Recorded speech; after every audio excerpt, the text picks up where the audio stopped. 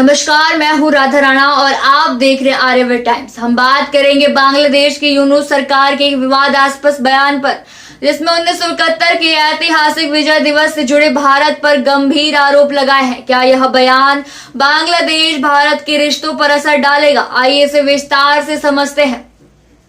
1971 में भारत ने अपनी सैन्य और कूटनीतिक शक्ति से बांग्लादेश को पाकिस्तान के चंगुल से आजाद कराया था। यह युद्ध भारत और बांग्लादेश के रिश्तों में एक मील का पत्थर बना हुआ था। लेकिन हाल ही में बांग्लादेश के यूनूस सरकार ने इस ऐतिहासिक घटना को लेकर भारत पर कई आरोप लगाए हैं। यूनूस सरकार के विदेश मंत्रालय ने दावा किया है कि 16 सितंबर 1971 को पाकिस्तान की सेना के आत्मसमर्पण समारोह से बांग्लादेश के संयुक्त कमान कमांडर जनरल एमएजी उस्मानी को इससे दूर रखा गया। बांग्लादेश के विदेश मंत्रालय ने एक फेसबुक पोस्ट के जरिए आरोप लगाया कि आत्मसमर्पण समारोह में भारतीय सेना के पूर्वी कमांड के प्रमुख जनरल जगजीत सिंह अरोड़ा ने पाकिस्तान के जनरल AK नियाजी से सरेंडर दस्तावेज पर हस्ताक्षर करवाए थे। लेकिन इस ऐतिहासिक क्षण में बांग्लादेश के प्रतिनिधि को शामिल नहीं किया गया। बांग्लादेश सरकार ने पूर्व भारतीय विदेश सचिव JN दीक्षित की किताब का हवाला देते हुए कहा कि यह भारत की रणनीतिक गलती थी।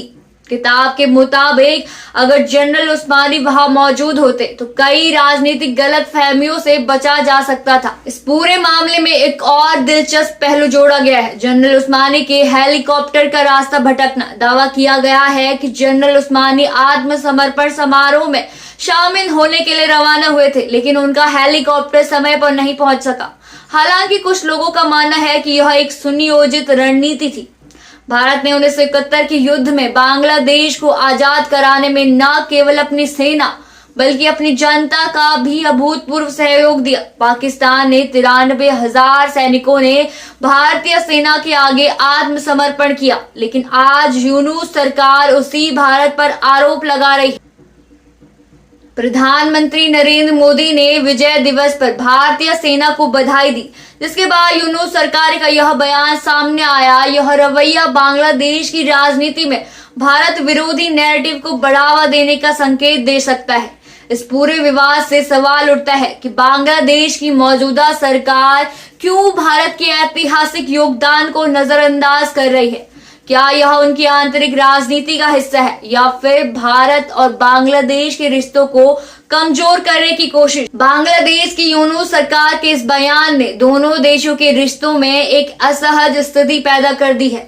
हालांकि भारत की कूटनीति इस तरह के आरोपों से निपटने में सक्षम है, लेकिन यह बयान दोनों देशों के बीच बढ़ते राजनीतिक तनाव का संकेत हो सकता है।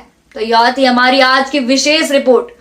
आपकी इस मामले पर क्या राय है, हमें कमेंट सेक्शन में जरूर बताएं। ऐसी ही खबरों के लिए जुड़े रहिए आर्यव्रत टाइम्स के साथ और साथ ही हमारे चैनल को सब्सक्राइब करना न भूलें और फेसबुक वेबसाइट पर फॉलो जरूर करें।